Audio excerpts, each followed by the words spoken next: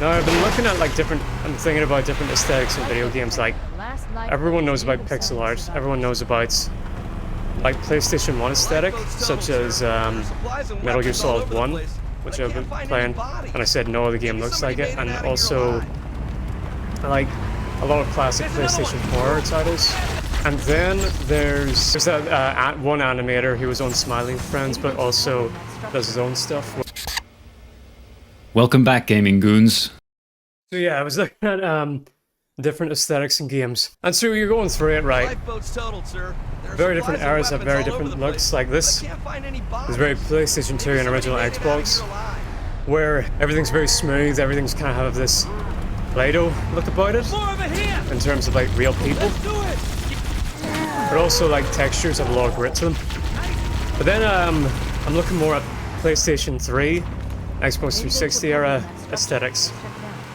And I've found this one that's very hard for me to put my finger on. But you know it whenever you see it. What I describe as it's very like high contrast, high in bloom, sort of like a liquid effect on like skin and things like that. See, games that have this type of aesthetic, for example, would be Heavenly Sword, The Witcher 2, specifically The Witcher 2. Or like The Witcher is a good comparison where I compare how The Witcher 2 looks versus The Witcher 3 and how grittier it is compared to that game.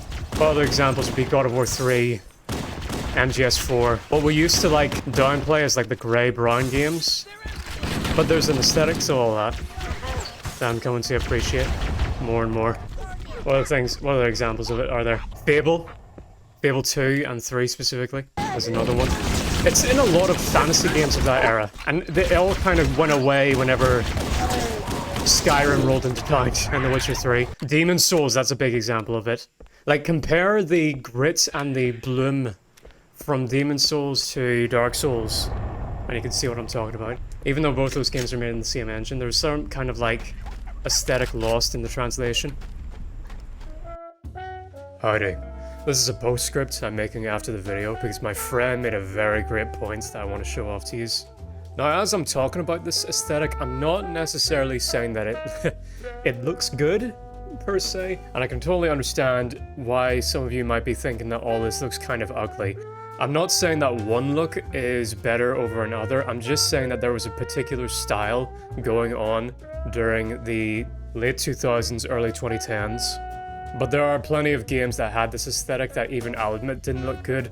Dragon Age, for instance, or even you can end up with situations like Saints Row. Now, I love Saints Row and Saints Row 2, but I'm actually of the opinion that Saints Row 1 looks a bit better because it kind of went for a more cartoony, stylized look over Saints Row 2, which looks very washed out and uncanny in many ways. But the point that my friend Chilling made, I think the aesthetic is maybe an attempt of sorts to blend lighting and particle effects with the level's design and models to an extent as a way to hide imperfections or lack of details. Maybe it was never thought of that way at the time, but it ended up creating its own style anyway, so devs ran with it. Kind of the equivalent of what you see when games built with CRTs. The image is blended, but then if there are HD ports or remasters, etc., they have their own pixels literalized and it ends up looking worse. I think a similar effect is happening to a lot of games that were made during the late 2000s and early 2010s. Like, take this example here. Look at how weird Resident Evil 5 looks without its shadings, filters, and blooms.